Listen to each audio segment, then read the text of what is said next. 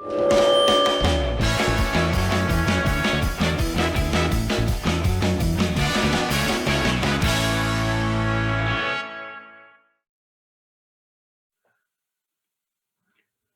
dia, tarde, noite, madrugada, pessoal, a depender do horário que você estiver assistindo. Mais um CelmoCast aqui, hoje com o Fábio Danese. E antes de começar com o Fábio, eu vou pedir uma ajuda, pessoal. Joga um cascalho aqui para a gente, pelo amor de Deus, que vocês estão vendo a situação do cenário aqui. É lamentável, de vez em quando passa gata aqui, é uma maravilha. Então, para a gente fazer de conta que é profissional, dá uma ajudinha, pelo amor de Deus, tá? E é isso. Eu estou com o Fábio Danese, que é roteirista, não é isso, Fábio? Isso. E a gente vai conversar um pouquinho até para saber o que faz um roteirista na prática, como é que funciona, porque a gente só ouve falar, fulano é roteirista e tal, e como é que o diretor muda, mexe no roteiro, enfim, é isso. É isso. Acho que a minha primeira pergunta é meio essa, né? Qual é a diferença de um roteirista para um, sei lá, para um escritor comum, para um cara que escreve um livro, escreve um conto? Roteiro é bem mais próximo de dramaturgia, né, de teatro. Uhum. São outras regras, basicamente. É bem mais limitado. Quando você escreve um romance ou um conto, você pode falar escrever o que as pessoas pensam, né? Isso não tem... Quer dizer, você pode usar o voice-over, né, uma narração, mas é limitado. Você joga com regras bem mais estritas, assim, do que na literatura. Então, se eu for escrever uma cena que eu estou atravessando a rua, você vai descrever que ele está atravessando a rua, mas você não pode colocar ali o que ele está pensando na hora? Você pode colocar uma narração, mas é bem limitado quando você pode usar isso. E outros personagens, né? Você pode explicar todas as motivações no livro, de todo mundo. Uhum. Você pode fazer Você pode, por exemplo, no caso do Busca do Tempo Perdido, que é o cara pegar comer um doce e lembrar da infância dele. É difícil. Como é que você vai fazer isso num teatro? O momento em que ele está comendo, ele lembrando, é bem limitado. No teatro é complicado. E a mesma coisa. Na TV você pode fazer meio que um jogo de imagem, né? Você pode cortar, aí parece aquele momento da infância, volta para o cara comendo doce. Mas você não tem como ser limitado o quanto você pode refletir a respeito das coisas, né? O quanto você pode falar sobre elas. Um romance é muito mais amplo, muito, muito mais. E uma história de dramaturgia, ela é feita por ações dos personagens. Você pode escrever um romance inteiro de alguém sentado na cadeira pensando. Você não pode fazer uma peça de teatro, um filme assim. Tudo é ação. Tudo tem que acontecer uma coisa que leva a outra, que leva a outra, que leva a outra. E, sei lá, é bem diferente. Tanto é que a maioria dos escritores não são bons roteiristas e vice-versa. Entendi. Como é que, quando você escreve uma cena qualquer, você escreve um cara sentado numa cadeira, você pega esse roteiro, ele vai para o diretor da peça ou para o diretor do filme, da novela. O que o diretor faz ali em cima disso? Qual é o trabalho do diretor exatamente? Depende. Um monte acha que o trabalho é estragar. Alguns acham que o trabalho é melhorar. Depende do diretor. Infelizmente, tem bastante falta de respeito assim, com o texto no mercado. As pessoas fazem o que elas querem depois, quando está no set de filmagem. Quem tem a última palavra é o diretor, normalmente, né, em filme. Mas a ponto de ele mudar o destino do personagem, você escreve o personagem vai morrer, ele vai, não, esse cara não vai morrer. Mexe em coisas... Às vezes nem é de propósito. Você muda a intenção, sabe? O cara fala uma frase de um jeito diferente. Uma vez eu escrevi um episódio de uma série que era muito engraçado. A menina tinha que... Ela tinha ela começava a dar as canetinhas delas para as amigas para tentar fazer amizade. E daí chegava as meninas, quando ela estava no carro com a mãe, chegavam as amiguinhas lá e falavam: amanhã queremos mais canetinha, não sei o que. Ela, tá bom. E ela estava sendo achacada pelas amigas. Era uma cena triste e terrível, assim. E do jeito que foi filmado, era o mesmo texto. Parecia que ela estava comprando todo mundo, que ela tinha uma mafiosa, ela que estava por cima, sabe? Que a menina ela entregava canetinhas para todo mundo e todo mundo ia lá implorar a canetinha para ela e ela mandava nos outros. Ela parecia que estava por cima. Era o exato contrário do que a cena queria dizer. E feito com o mesmo texto, O mesmo sem texto, uma vírgula. só a incompreensão do texto. O diretor pensou que era outra coisa. Ou, sei lá, atuaram errado e ficou assim. Mudou a história. De uma história de uma menina que estava tentando desesperadamente conseguir amigas na escola nova dela, sofrendo com isso, dando as coisas que ela mais gostava para ver se conseguia amigas. Mudou para uma menina que era esperta, que dava as coisas para comprar amizade, começou a controlar os outros ao redor dela. Curioso. Você, aí não tem o que fazer. Você trabalha com roteiro já há muito tempo, de Ah, séries e filmes. é. Eu também escrevi, eu tenho um livro de contos, né? Que eu escrevi na minha juventude. E Complicado. publicado, quando eu tinha 20 e poucos anos eu publiquei. Mas eu escrevo de vez em quando, assim, mas eu fui para roteiro acho que com 29 anos e não saí mais. O roteiro, você, por exemplo, eu quero fazer a série de um determinado personagem, de repente, da literatura, que seja. Aí eu chego e falo, ó, você vai fazer o roteiro dessa série, mas eu já determino para você que o personagem tal vai ter um final assim, que o coadjuvante vai acontecer isso, vai ser esse ou aquele. Você já recebe algumas ordens assim que meio que anulam sua criatividade? Ah, depende do projeto, mas nesse exemplo que você deu, não. Assim, normalmente os projetos que eu trabalho, a gente vende, a gente tem a ideia, vende a ideia, pagam para a gente Ah, desenvolver. tá. E depois que você desenvolve, daí começa. Daí começa os pedidos. Isso aqui não, isso aqui acho que não tá bom, isso aqui acho melhor. Não, você vai matar o personagem. Não, você vai fazer o personagem fazer isso. Daí começa a entrar um monte de gente. Primeiro o canal, né, os executivos, mas daí quando entra o diretor também, daí o diretor também vem com as ideias dele, daí você tem que chegar em acordos. Ou com E todo mundo, aceitar.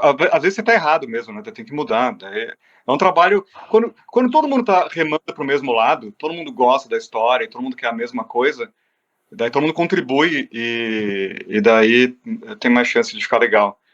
Agora, quando as pessoas, cada um quer uma coisa diferente, o diretor quer uma coisa.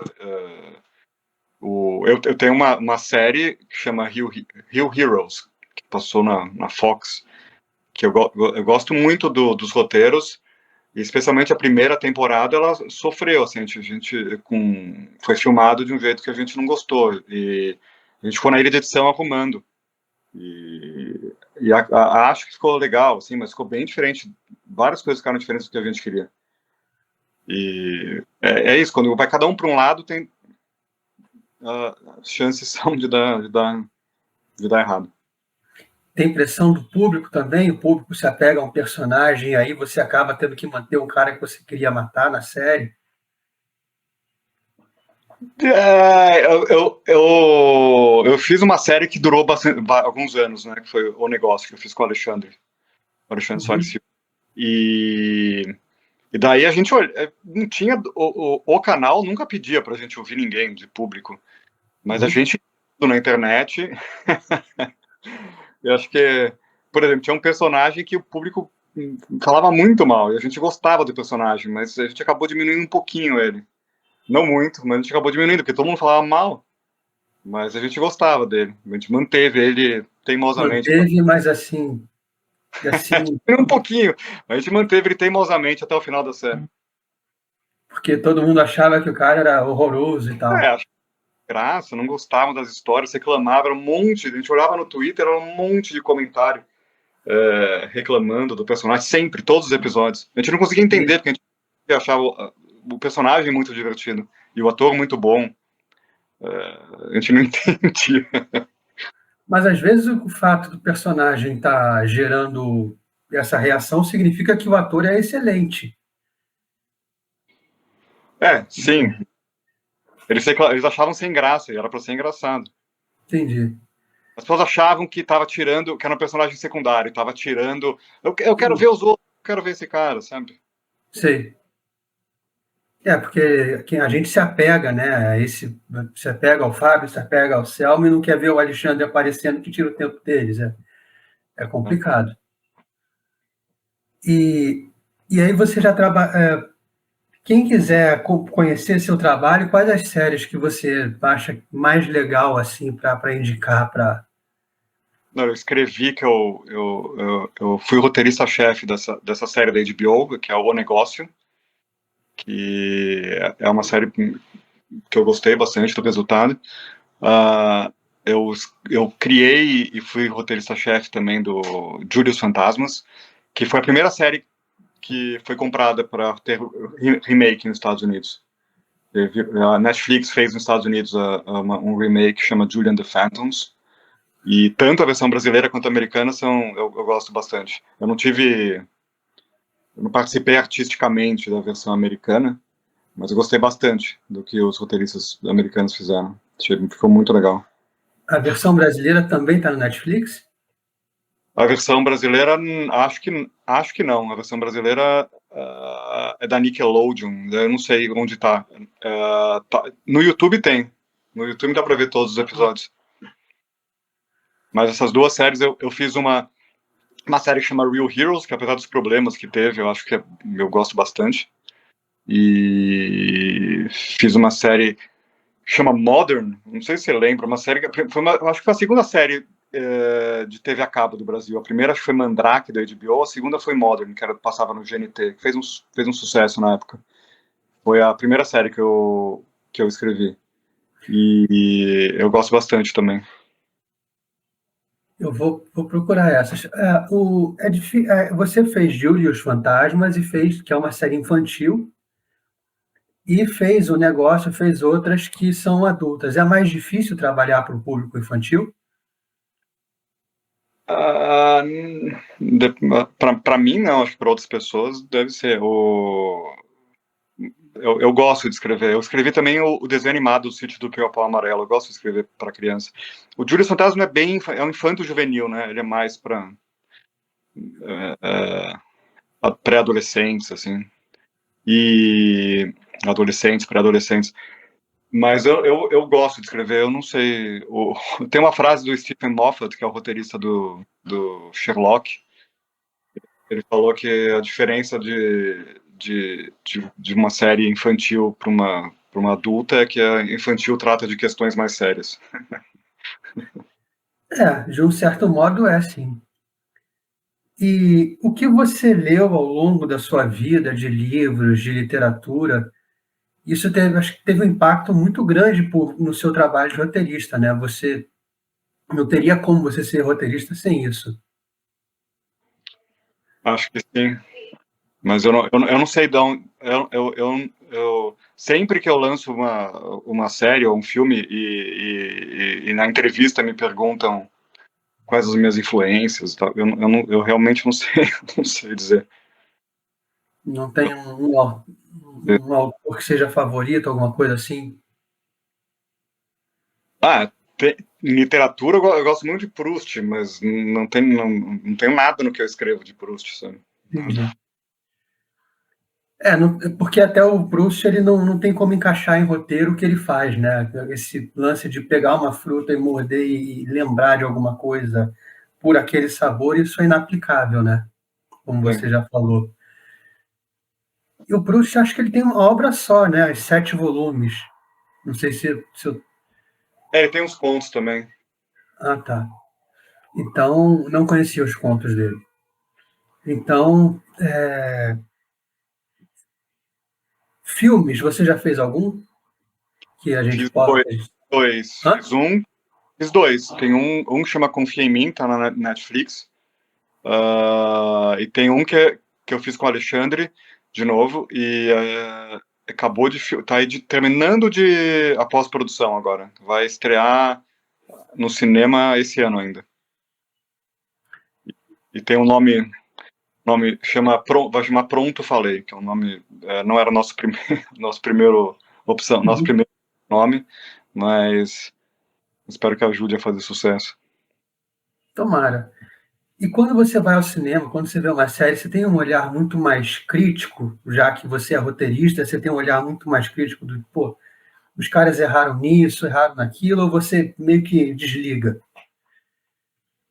Quando eu comecei a trabalhar com roteiro, sim, eu ficava pensando nos roteiros, sem parar. E uma hora sumiu isso. Não, eu assisto como um espectador.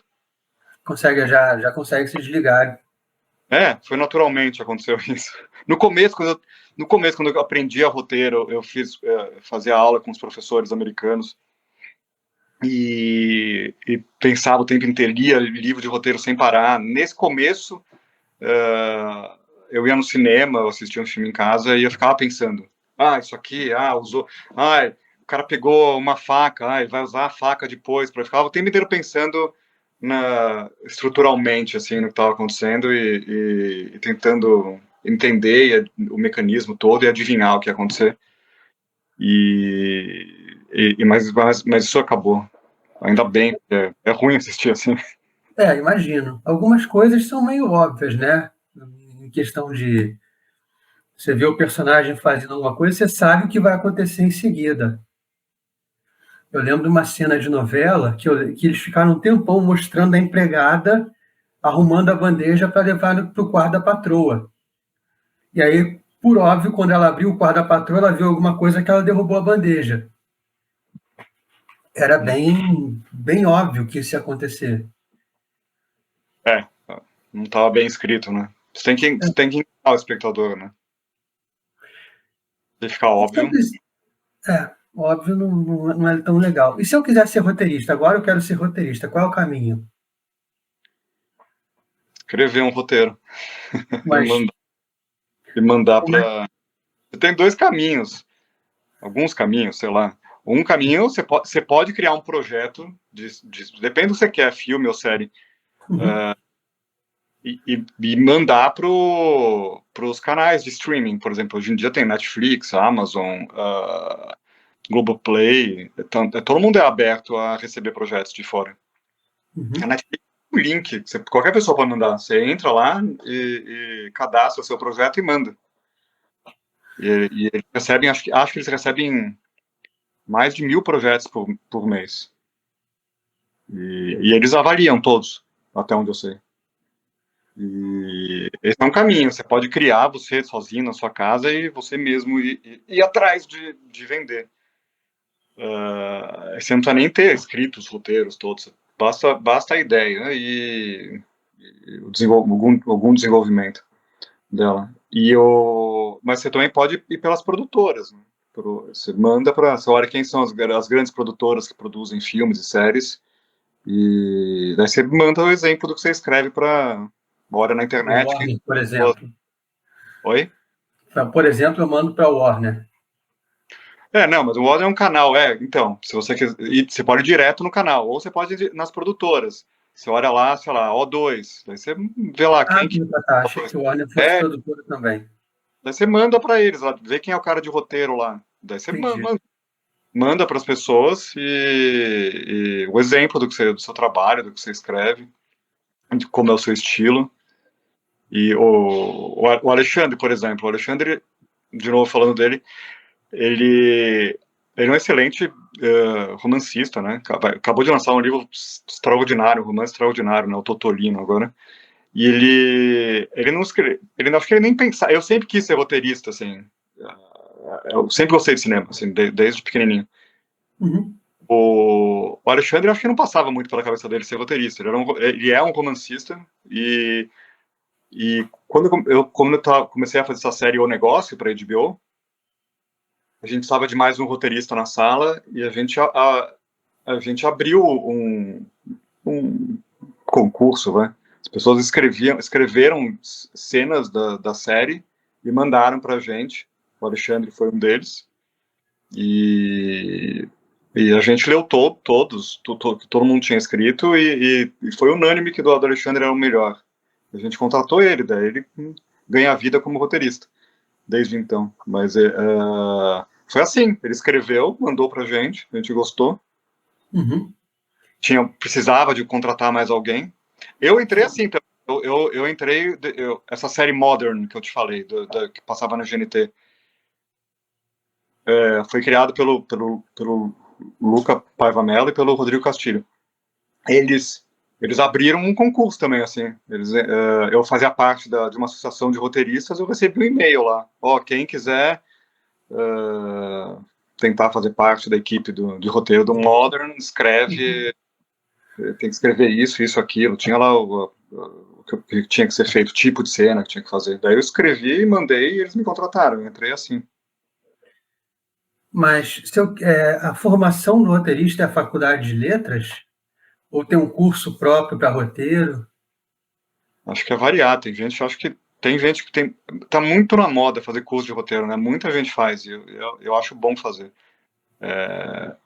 Mas não é necessário. Tem pessoas que sabem escrever intuitivamente, né? Ou podem ler em casa livros de roteiro e não precisam fazer curso. Eu acho bom fazer curso, eu fiz alguns. Mas não é necessário. Eu sou formado em propaganda e marketing. O Alexandre é de letras. Mas aí o Rodrigo, o Rodrigo Castilho, que também sabe muito comigo, a gente escreve muito juntos, ele é advogado de formação. Então não tem. Entendi. Não fazia ideia. O roteiro é um mundo que eu desconheço, assim. Então eu imagino que eu já imaginava que tinha alguma diferença para o romance. E eu já vi algumas pessoas que escrevem romance dizendo que a coisa mais difícil de fazer, de escrever, inclusive o Rodrigo Duarte Garcia falou isso, uma outra menina, a Agatha Carril, que eu entrevistei também, que o mais difícil é o diálogo. Para você, o diálogo é muito difícil? Não, para mim é o mais fácil. Ah, é? Isso é montar a história. Eu acho muito mais difícil. O tempo de roteiro você gasta, sei lá, 90% do tempo fazendo a história, montando a história e 10% do tempo fazendo, eu pelo menos, fazendo os diálogos. É muito mais difícil fazer uma história que funcione. As motivações estejam direito e as coisas aconteçam do jeito que você quer que aconteça, de forma crível e divertida. É muito difícil.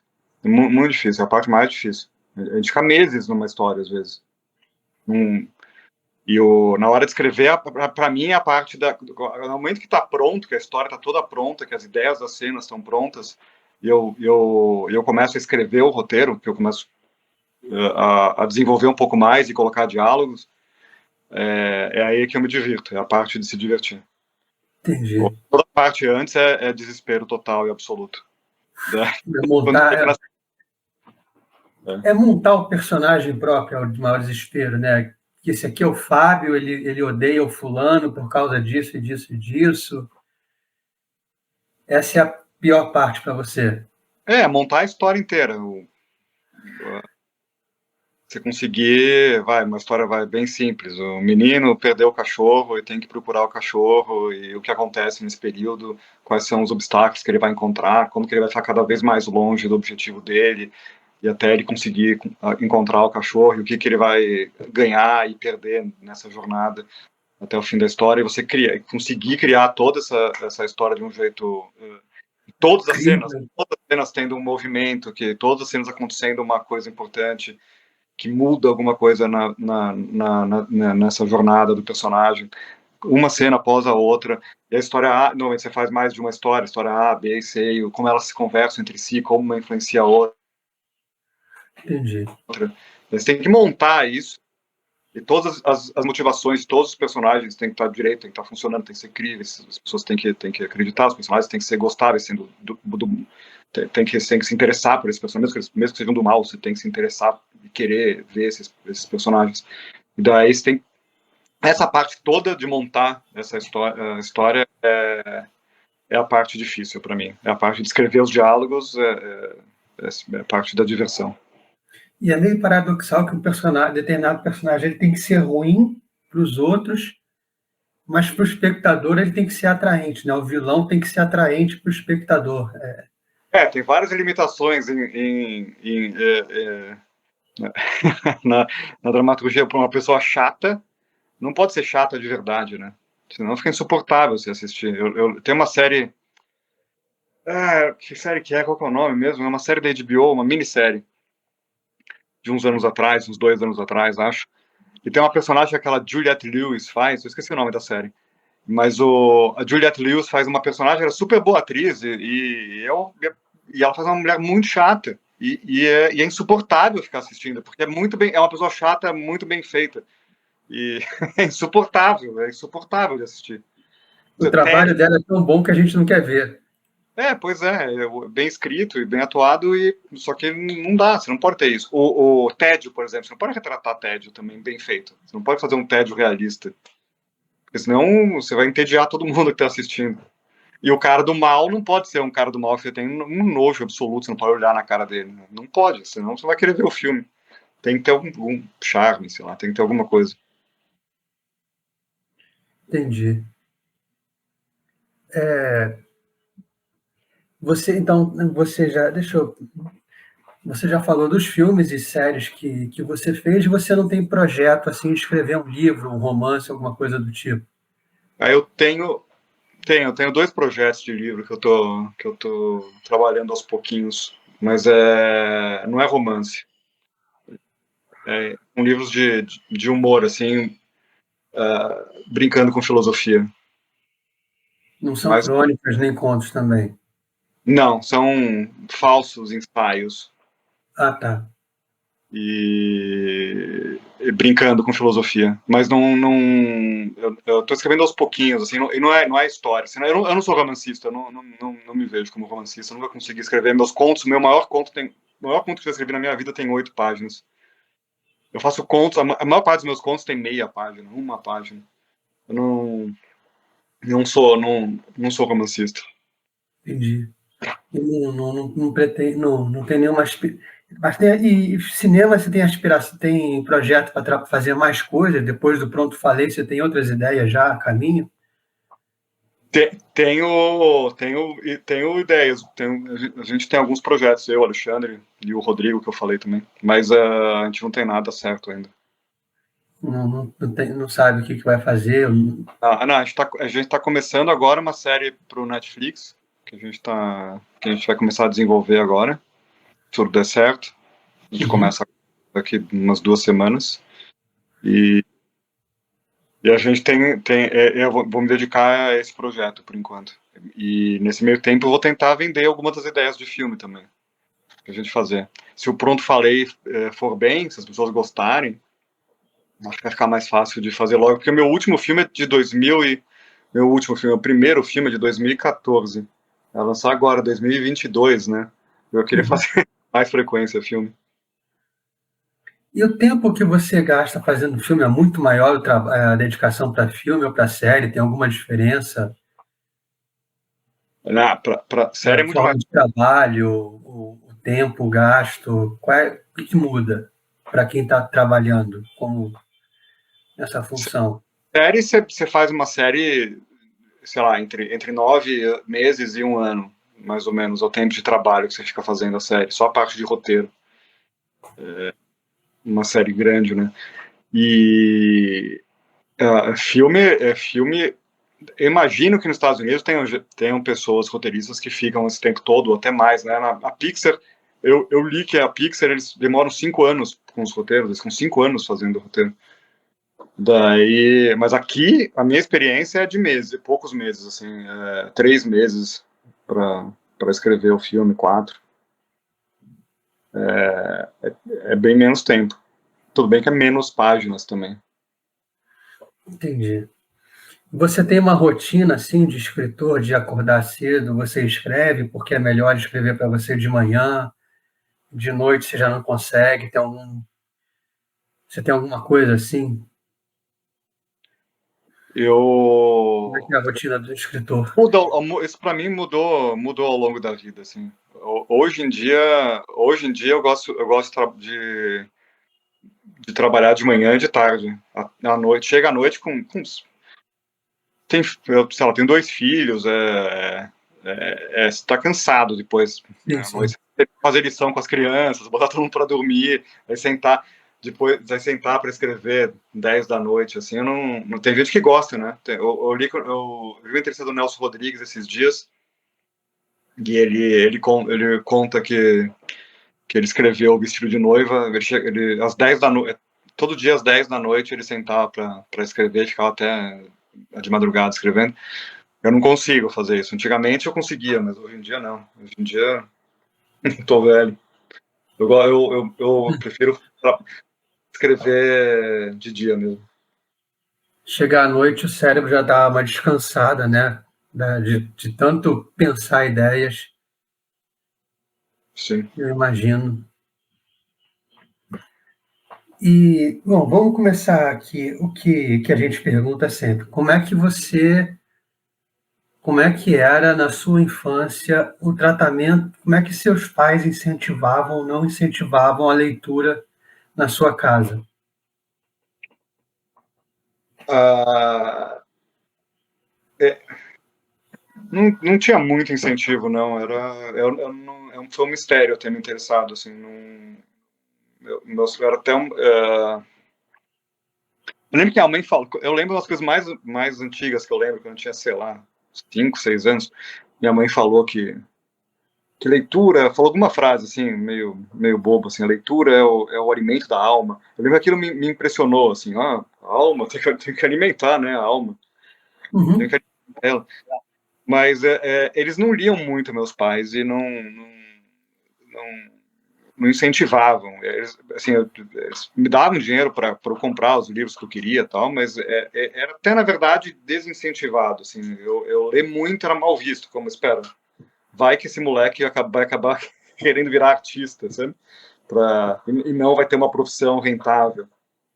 Era uma preocupação, principalmente do meu pai, muito grande, assim, ele realmente ficava incomodado, assim, quando ele me pegava lendo muito, assim. Então sempre teve, na verdade, um desincentivo. E seu pai não esperava que você fosse virar roteirista. Não, eu tentei não virar também, eu tentei não ser escritor, eu fiz propaganda e marketing, mas Ah, você fez para meio que para fugir da escrita? eu tentei, falei, vou. É que assim, eu me acostumei, eu, desde pequeno, daí eu não tenho explicação para isso, desde pequeno os professores falavam, eu sempre era o melhor, ou estava entre os melhores alunos de redação na escola. Uhum. E sempre era elogiado, né? A escola pegava os melhores textos e fazia um livro no fim do ano, era sempre o meu escolhido. E eu, eu, eu, eu sabia que eu tinha que usar esse meu, sei lá, talento para alguma coisa, para tentar ganhar a vida com isso. Uhum. A gente mora num país que não tem muito pouca gente consegue viver direito, né, fazendo arte. E daí eu falei, bom, vou tentar usar, eu gosto de escrever, as pessoas falam que eu escrevo bem, propaganda e marketing eu posso escrever, né, propaganda, sei lá, trabalhar com, usar, O meu talento de escrever para fazer, convencer as pessoas. e daí eu tentei, assim, mas acabei indo parar com eu acabei, ao contrário do que meu pai achava, eu ganho a vida com o que eu escrevo e consigo pagar a escola, consigo pagar o condomínio há mais de 15 anos, 20 anos. Tenho conseguido até agora. Entendi. A escola que você estudou na infância, ela incentivava a leitura de alguma forma? Acho que o normal de escola, assim, não era. Uh,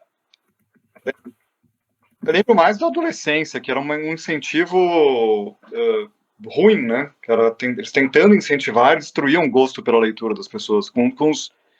Eram muito chatas as aulas de literatura, né? Eram muito chatas. E os livros, boa parte dos livros que eles obrigavam os crianças, os adolescentes, José de Alencar, acho que o José de Alencar é muito chato.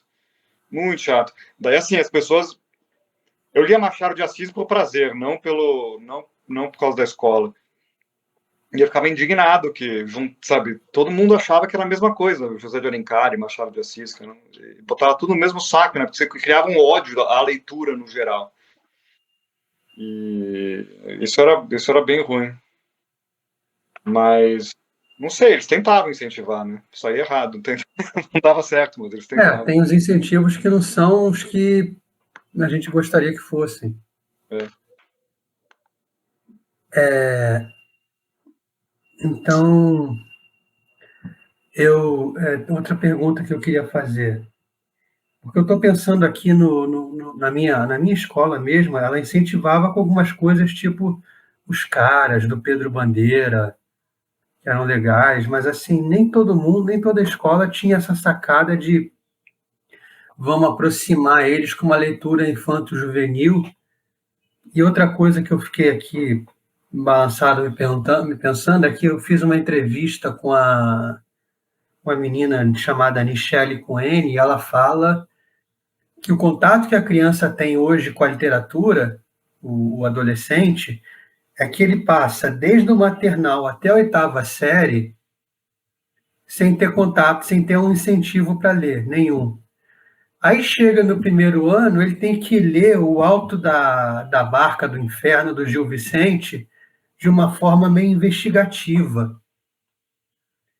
Então, o primeiro contato que o cara tem com a literatura já é meio assim, tipo, olha, é isso, a literatura é isso aqui, e você tem que descobrir coisas. É Bom, complicado. não é não é uma boa estratégia, né? Então, eu fico pensando nisso, é desesperador. E eu estou reparando aqui no Selmo Cash que as pessoas basicamente não tiveram incentivo na infância, e pessoas de todas as idades não tiveram incentivo muito da escola, oficial da escola não teve muito. Teve um que contou que o professor chegava, jogava uns livros na mesa e a garotada ia lá escolher um livro para ler. Mas, assim, uma coisa oficial da escola era meio difícil, era meio complicado de existir em qualquer parte. Vinha muito dos pais, tinha gente que os pais davam, como você, e os pais falavam, você pode pedir o livro que você quiser, ao contrário de brinquedo, mas livro durante o ano todo o que você quiser. Mas eu acho que ainda falta no país um incentivo assim, né, para a leitura. E Falta, é, por, falta. e é por isso que eu sempre interrogo as pessoas nesse sentido quando começo o programa. Não, falta, né? Não tem. Mal tem biblioteca, né? Tinha que ter biblioteca em todos os bairros públicas, né? Para as pessoas terem acesso ali, né? É Mas uma coisa você acha básica. que a biblioteca iria atrair as pessoas Ah, por eu, existir? eu acho que ajudaria, né? Acho que tem várias coisas que poderiam ser feitas para ajudar nisso, né? Biblioteca é uma das mais importantes, você ter acesso aos livros. E, e não tem, né? O país inteiro, as pessoas leem muito pouco no Brasil, né? E investem Desde, muito. desde do Império, né? Porque isso é apontado no Triste Fim de Policarpo Quaresma. Sim. E Então, a leitura é importante para, mesmo quem não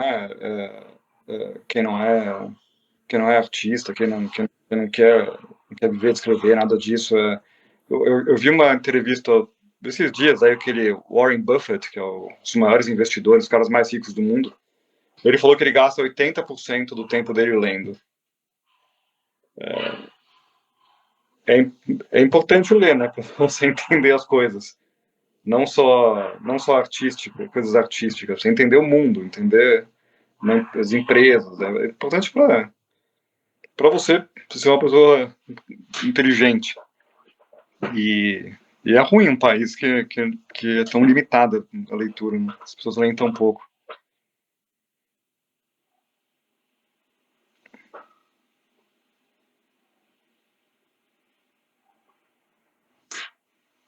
Acho que travou.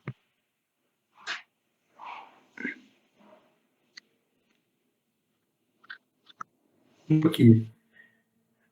Travou aqui, né? É desesperador nesse sentido. Por isso que eu começo com essa pergunta antes de Ah, meu Deus. qualquer coisa. Oi? Tá Ué, travado. Agora acho que voltou. e qual é o. Deixa eu ver. Então, então, a sua mãe disse uma frase para você e essa frase ficou na sua cabeça, mas essa frase foi suficiente para você começar a correr atrás de livros e tal? Eu não lembro direito. Eu lembro que Não. a frase eu lembro que eu fiquei interessado. Eu era pequenininho, né? Tava começando a ler. E eu lembro disso. Agora, sei lá, desde que eu comecei a ler, eu me interessei por livros. E desde que eu comecei a escrever, eu gostava de escrever coisas que passavam na minha cabeça, histórias que eu inventava. Então eu não sei muito bem da onde veio e por quê. Não tive um incentivo particular, assim, nesse sentido. Não veio.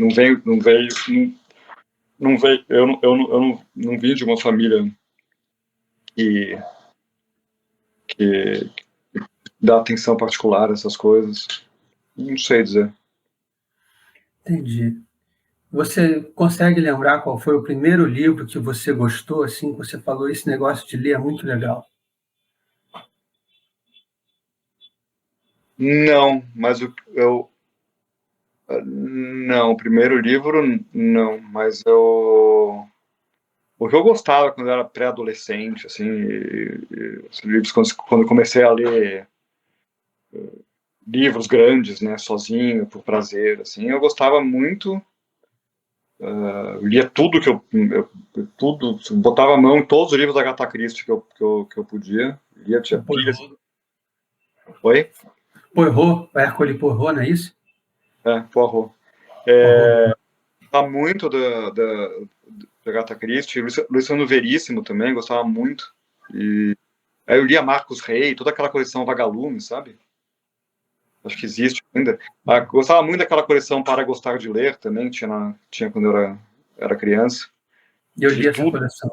Acho que faz falta. Para Gostar de Ler, a coleção Vagalume, Agatha Christie, Luciano Veríssimo. Eu gostava muito de quadrinhos, né? Eu gostava muito.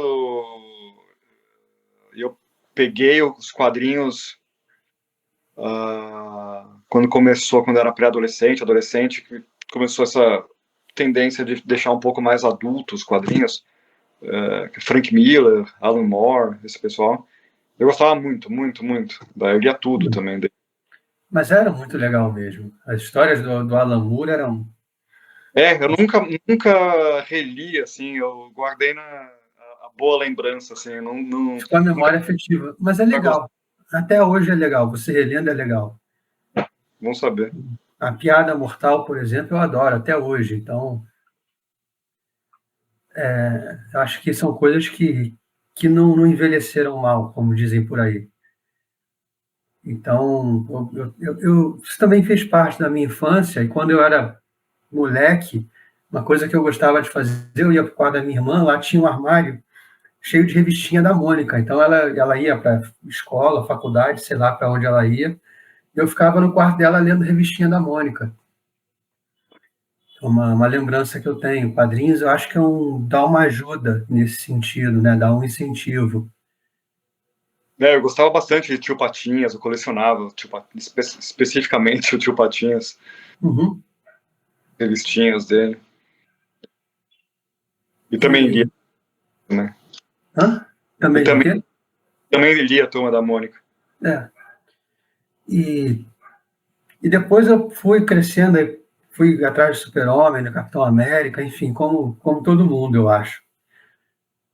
E isso também foi legal para mim, também me deu referência. E eu acho curioso que essas histórias de super-heróis, de vez em quando, elas têm umas referências ali a autores clássicos, né?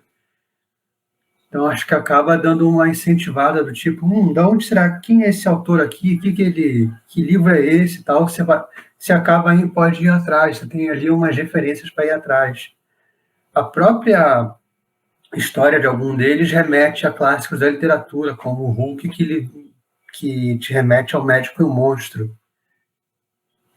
Sim. Apesar do Médico e o Monstro ser meio decepcionante para mim, que o monstro não é nada a ver, tem nada a ver com o Hulk, ao contrário. Mas, então e aí você, pré-adolescente, começa a ler essas coisas, a coleção Vagalume também é muito legal, acho que é uma coisa que faz falta hoje em dia, é ter coleções como a Vagalume, como a Para Gostar de Ler.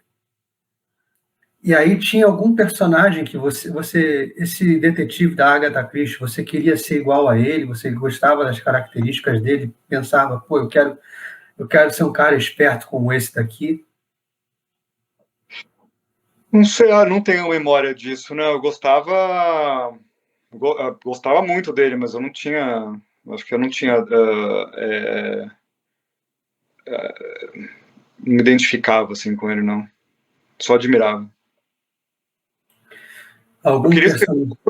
eu pensava quando eu lia Luiz Fernando Veríssimo, o Luiz Fernando Veríssimo especificamente eu queria imitar, assim, quando eu era pré-adolescente. Eu lia e achava muito divertido, e eu tentava escrever, isso eu lembro, de tentar escrever, De um fracassar. jeito. Eu tentava escrever umas historinhas com muito diálogo, engraçadinhas tal, e eu sempre fracassava, eu lembro disso, eu tentando fazer umas coisas parecidas. Alguma coisa parecida com aquelas cobrinhas que ele fazia, aquela tirinha? Não, aquelas crônicas, aqueles continhos dele, Entendi. Ah, sim, Anaí sim. Aquele. Pajé, e eu não, mas eu não fracassava, sempre fracassei. Mas tentando, você hoje acabou sendo um roteirista de boas séries, né? Espero que seja de. Mas teve algum personagem que você se identificou lendo? Algum personagem que você falou, esse aqui é um modelo do que eu quero ser, esse personagem é o cara que eu quero ser igual, ele tem essa característica, esse comportamento que eu quero imitar de alguma forma. Boa pergunta, eu não sei, eu acho que de querer ser igual, não sei, acho que não, mas eu tinha identificações, né? Você leu, sei lá, Montanha Mágica, o Hans Castor, eu me identifiquei completamente com ele, assim, quando eu li, ou quando eu tinha 15 anos, quando eu li o Apanhador no Campo de Centeio, do Salinger também, como eu me identifiquei muito com o personagem, né? Muito, muito. E vários outros livros, né? Você lê, sei lá, agora, Guerra e Paz, o Tolstói, Pierre, né? o personagem Pierre e tal, eu me identificava muito com ele. Assim, identificação eu sentia, assim, mas um personagem que eu, sei lá, ler Sherlock Holmes e falar, putz, queria ser que nem o Sherlock Holmes, acho que nunca, não Nunca lembro, aconteceu. não. É curioso porque, no meu caso, na minha infância, eu era assim vendo televisão, né? Eu via He-Man, via Jaspion, via Changeman, todos esses desenhos e falava, eu quero bater nos caras igual a eles batem, quero ter esses poderes. Quando eu era criança, eu era bem assim. Com os livros ainda não, eu tinha poucos livros, né? Eu tinha pouco, o interesse por livro veio um pouco mais tarde, mas vendo televisão eu sentia, eu acabava sentindo isso.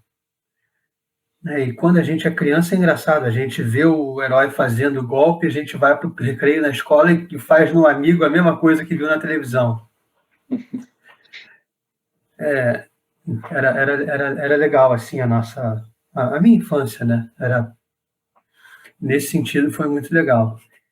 E aí o livro que te marcou mais, assim, a sua vida, o livro que você mais gostou de ler, mais te deu uma memória emocional, foi o Tempo Perdido, do Proust? acho que foi o. Acho que se eu tivesse que falar. Não só esse, acho que o Apanhador do Campo de Centeio foi um livro que me marcou bastante. Eu li, acho que, por um acaso, eu li na idade ideal para ler, que 15, 16 anos, eu acho uma idade excelente para você se identificar com o personagem completamente, com o que ele está passando, o que ele está vivendo, o que ele pensa. Montanha Mágica, a mesma coisa, foi numa época que eu li quase na mesma idade do Hans Castor, se eu não me engano ele tinha, acho que tem 24 anos, sei lá, eu tinha 21, então eu me identifiquei muito com ele. Então é um livro que eu gostei muito de ler, assim, que me marcou bastante.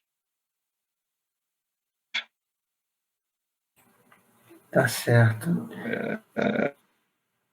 Acho que o que me marcou mais foi, não sei se eu já falei aqui, foi o 5 Semanas em um Balão. Hã? Legal. E por que te marcou? Porque é aquela viagem dele por cima da África, né? E ele vai faz uma viagem de balão, ele cruza todo o continente africano. Eu achei aquilo fantástico. Aí ele pega um padre que fez um voto de pobreza, enterra o padre numa mina de ouro. Né? O padre morre enterrado numa mina de ouro. Ele pega um pouquinho de ouro, coloca numa área completamente deserta, assim, e fala: imagina quanto garimpeiro não vai vir aqui no futuro e não vão achar absolutamente nada, porque o ouro está lá não sei aonde.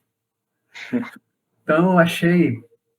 E o Júlio Verne eu acho fantástico, as histórias que ele escreve, eu sempre achei fantásticas. Algumas coisas na narrativa dele me incomodaram. Lembro que 20 Mil Léguas tem páginas e páginas do cara classificando peixe. Isso é muito chato.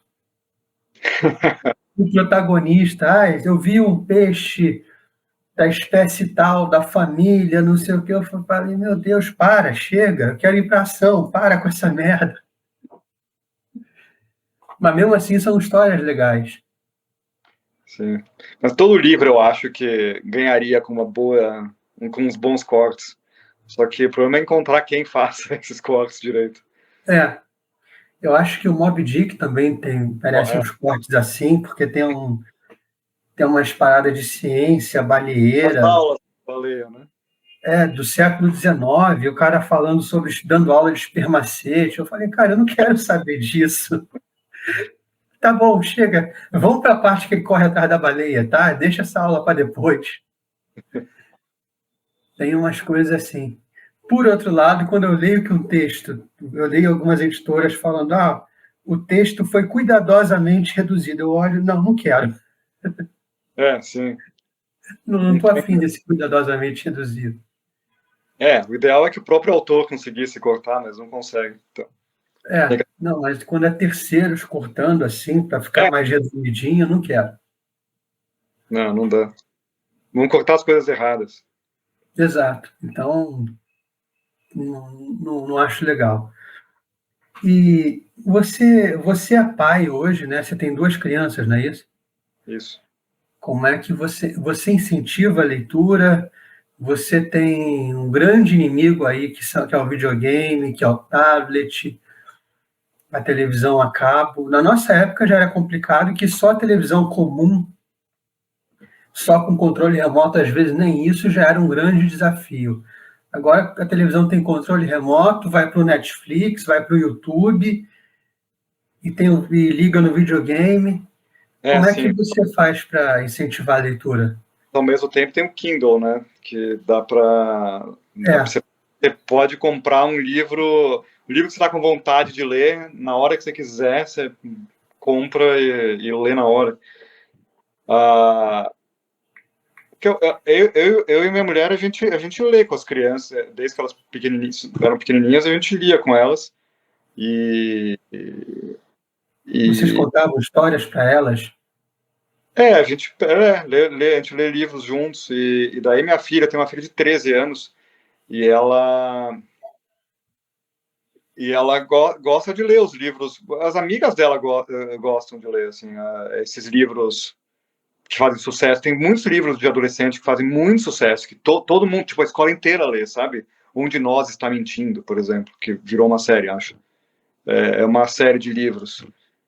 E tem outras. Ela gosta muito desses livros. Eu não empurro, eu não obriguei ela, que eu acho um erro, fazer isso cedo demais, a ficar insistindo para ela ler os clássicos. Não ficou lá, sabe, falando, lê Crime e Castigo, você tem que ler Crime e Castigo. Não, eu deixo ela ler os livros que as amigas leem, que ela gosta, que fala sobre adolescentes de hoje em dia, que passam pelas coisas que ela passa e vivem no mundo que ela vive, que ela se interessa, né? Daí ela lê bastante. Até a gente compartilha a mesma conta do Kindle. Eu voltei a ler mais, assim, por conta de ficar envergonhado. Eu olhava a quantidade de livros, a velocidade com... Sabe, leu 2 livros numa semana, sabe? Meu Deus, eu li 2 livros nos últimos 6 meses, sei lá, daí eu fiquei meio transtornado com isso. Eu que comecei a ler mais, na verdade. Mas eu tenho outro filho de 8 anos que ele lê pouco sozinho, né? Porque ele não lê com fluência, assim, ainda. Mas a gente lê junto, a gente lê muito Roald Dahl, ele adora Roald Dahl. Então a gente tá lendo agora o Bom Gigante Amigo, juntos. E ele leu sozinho, o primeiro livro que ele leu inteiro sozinho, um livro um pouco maior, assim, foi o do Senhor Raposo, do Roald Dahl. E já leu Matilda, minha mulher leu com ele Matilda. Ele adora Roald Dahl. Daí espero que eu tomo cuidado para não forçar, sabe? Não impor as coisas e estragar. Ao mesmo tempo tem o risco, né, de eles não gostarem de ler por falta de insistência, talvez. Mas eu tomo cuidado, assim, eu sou meio traumatizado na escola, que a gente falou antes, né, de fazerem as pessoas acharem que literatura é uma coisa chata. Na semana, na entrevista passada, retrasada, eu estava conversando com uma menina, Bárbara Pereira, e ela estava alertando para um perigo que algumas leituras são inadequadas, especialmente para adolescentes, pré-adolescentes, que não são adultos formados ainda. Você tem alguma preocupação com isso, de manter seus filhos longe e tal? Porque tem algumas literaturas que são bem explícitas.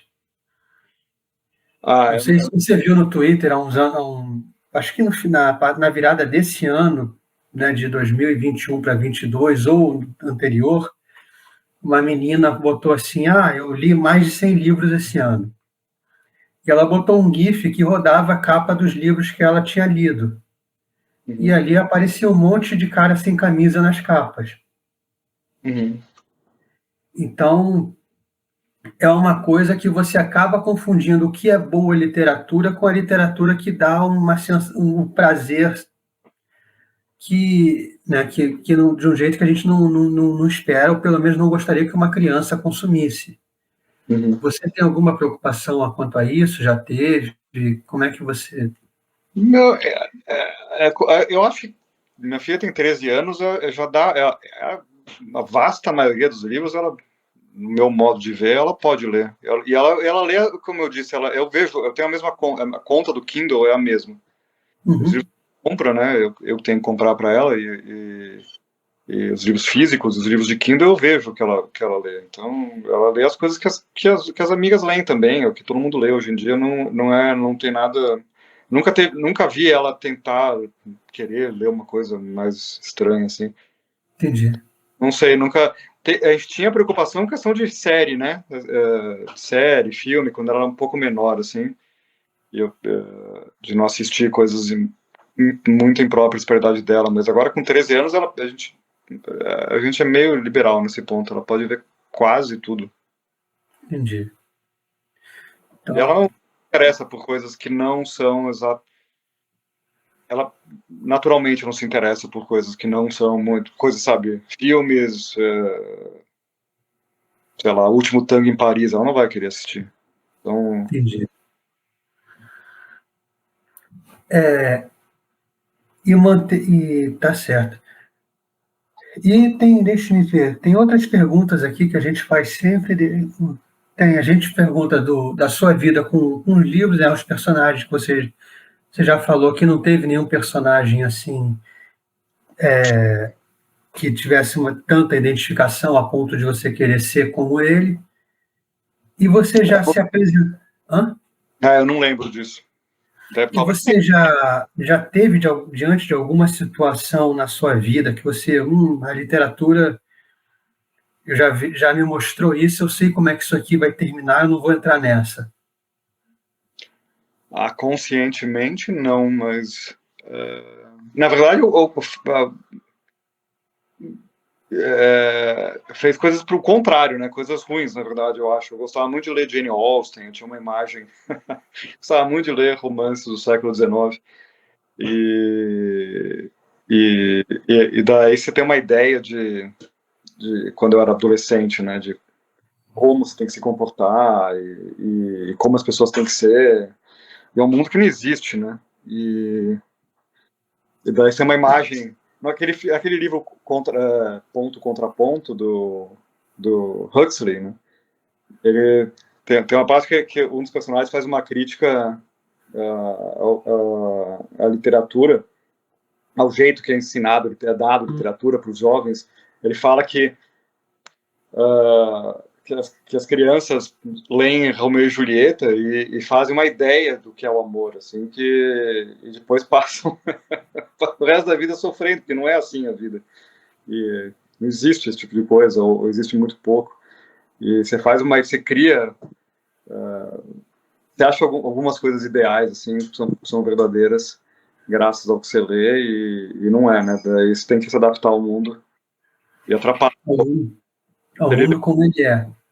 Assim, quando eu era adolescente, para me relacionar com mulheres. Eu sempre queria ver uma grande paixão tal, e demorou um pouquinho para eu deixar de ser assim. Você tem uma ideia de como a literatura devia ser ensinada nas escolas?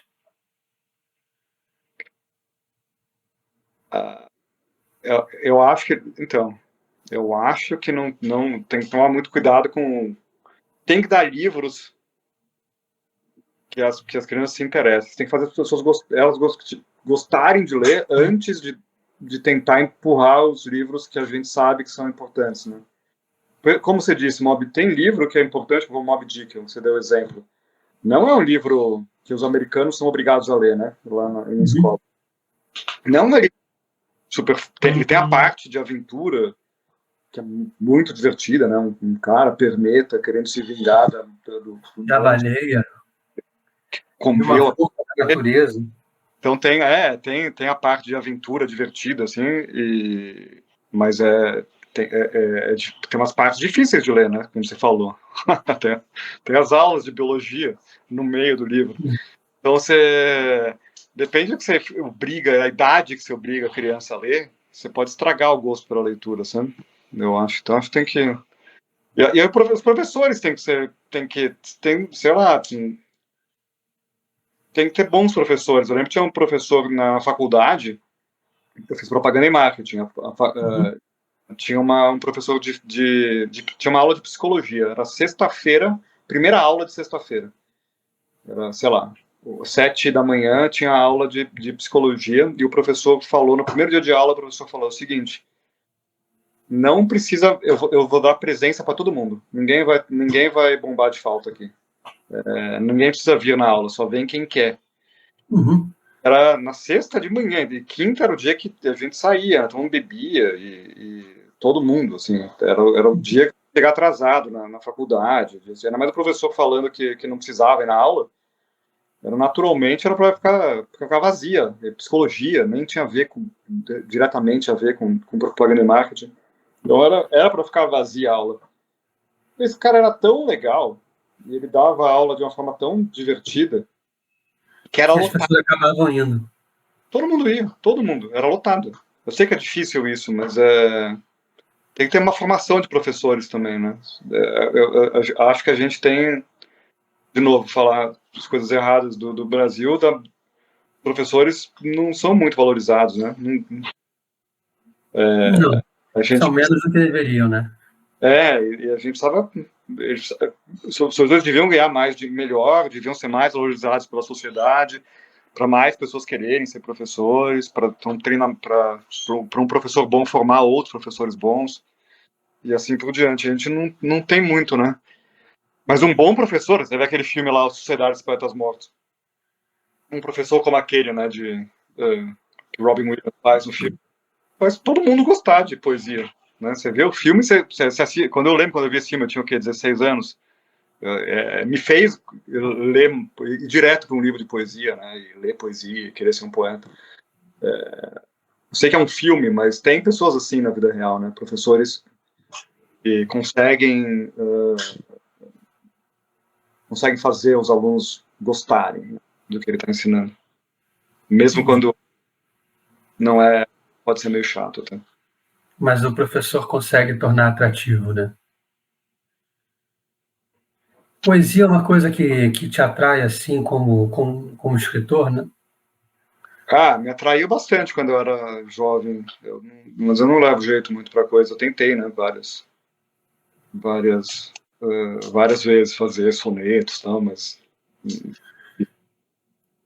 eu lia quando eu era adolescente, jovem, assim, eu lia bastante poesia, eu gostava. Hoje em dia quase não leio. Outro dia eu peguei para ler o Fernando Pessoa, assim, e lembrei como é legal a poesia, mas fazia anos que eu não lia. E tem umas histórias assim em forma de poesia que acabam sendo muito legais, tipo a Ilíada, a Odisseia, Que eu li a são versão grandes, próxima. são grandes aventuras, né? Então,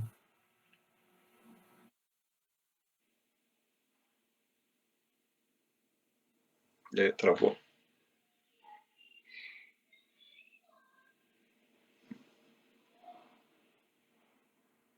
eu pelo menos de heróis gregos e romanos, Travou aqui, mas travou, mas voltamos. tá. Cara, sabe qual é o problema? O problema desse programa é que eu sou vascaíno. Então o negócio fica caindo e voltando toda hora, igual meu time. Esse é o problema. Eu chego, é sério, eu chego no hospital, a primeira coisa que as enfermeiras marcam é o risco de queda. Então não dá, é complicado. E, e o que você recomenda para um pai e uma mãe que querem incentivar a leitura em casa, a leitura dos filhos, Acho que querem ler, ler a mais? quando é pequeno, ler junto, acho que é uma coisa que é bem importante, né, fazer isso. E Uhum. acho que ler, você mesmo ler, né, ser visto lendo, porque as crianças Pelo exemplo.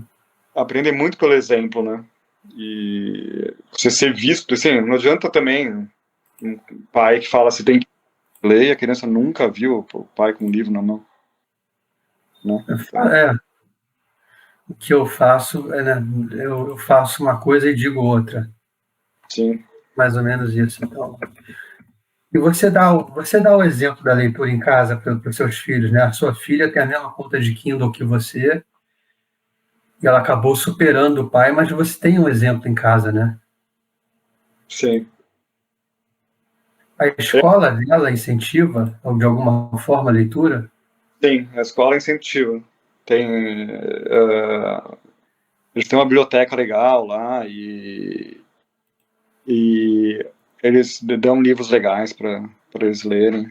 A escola faz a parte deles, mas não adianta, né? Só a escola tem que ter, acho que tem que ter, Tem que ter o auxílio dos pais em casa, né? Um sozinho não adianta. eu acho. E uma coisa que foi que é bom também é os amigos, né? Quando a minha filha ela não gostava de ler, né? Lia de vez em quando, tal, mas não lia muito. Daí, quando as amigas começaram a ler e começaram esses livros, como eu falei,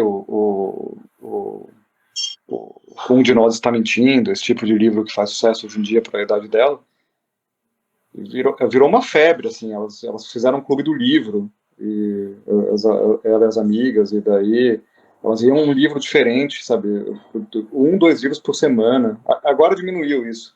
Agora com as obrigações que tem na escola, né? E tem que estudar, agora tem prova, mas ela, um tempo atrás, ela lia muito com as amigas, porque daí conversa sobre o livro, sabe? Sei, Era, isso é muito bom. isso era isso é uma coisa legal. Tem um ambiente que favoreça a leitura é importante, né?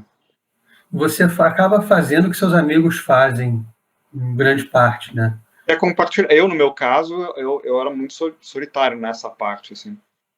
As coisas que eu lia, eu não tinha muitos amigos que se interessavam por literatura. E ajuda, né? Porque você fica. Por exemplo, música clássica. Eu gosto muito de música clássica. Eu tive um amigo na minha vida inteira que gosta também, e não é tanto quanto eu. Daí, Entendi. uma coisa que vira um prazer solitário, assim. É legal quando você compartilha, ainda mais quando você é criança, né? Ou adolescente, assim. Você compartilhar, Coisas faz uma coisa. compartilhadas são muito melhores. Sim. Então, sua filha deu sorte de ter um grupo de amigas, de amiguinhos que acabam lendo junto. É, Que bom. E o seu filho deve seguir pelo mesmo caminho do pai de ler, da mãe de ler. espero, né? Espero. Até porque a sua casa deve ser um lugar que está cheio de livros, estante. Ele deve crescer assim, cercado de. Os livros aqui. É. Mas isso aqui, boa parte também é livro sobre roteiro, não? Não, eu tenho, acho que, sei lá, 6, 7 livros de roteiro. O resto não. Entendi. Tá certo.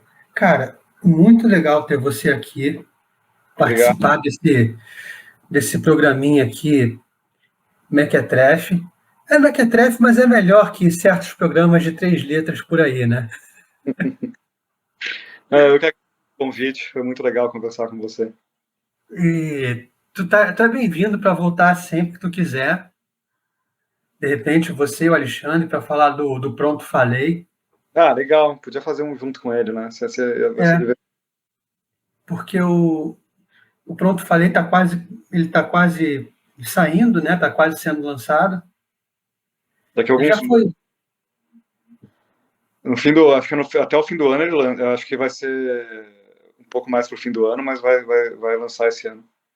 ele já foi filmado, tudo, editado. Tá, já tá botando, tá arrumando coisa de áudio, sabe? Botando trilha sonora, essas coisas. Quem são os protagonistas, os atores do Pronto Falei, você sabe? O principal, que faz o personagem principal, ele chama Nicolas Prates, é um ator da Globo. E a namorada dele no filme é a Kéfera, que tem que é atriz, mas ela ficou famosa como youtuber. Com vlogger, youtuber, sei. É. Entendi. Os dois são muito bons. E ainda não tem trailer, não tem nada nesse sentido. Ainda não, ainda não. Porque tem que arrumar o áudio primeiro para depois cortar e jogar no. Sim, mas acho que Entendi. daqui um mês ou dois vai ter. Então vai. Espero que seja um sucesso para o seu nome ficar, né, bem cotado, né? Tipo, o filme do Fábio Danese, a galera já associar com uma coisa boa. Quem E a dera. tua pegada é mais de humor, né? O que você gosta é humor. Mas o outro filme que eu escrevi é de suspense. Entendi. Confia em mim é suspense. Eu escrevo outros gêneros também, mas eu gosto bastante de humor. Tá, entendi. Tá certo, Fábio. Obrigadão, cara, por aparecer, por vir aí pro Selmo Cash. Apesar do nosso estúdio precário, hoje não teve o Gagata aparecendo, então ficou parecendo um pouco melhor do que realmente é. Eu te Então, agradeço, foi legal. A hora que tu quiser voltar, a gente está aí, a gente vai Ah, falar de livro, de Kindle também, do que for. E legal, então, vamos lá. Eu gostei da ideia de fazer, de fazer com o entrevista. Alexandre, né, para a gente falar do Pronto Falei depois. Tá bom. Tá bom? Valeu, cara. Bom, Obrigadão por tudo. bastão. A gente se fala. Tá bom, tchau, tchau. Tchau, tchau.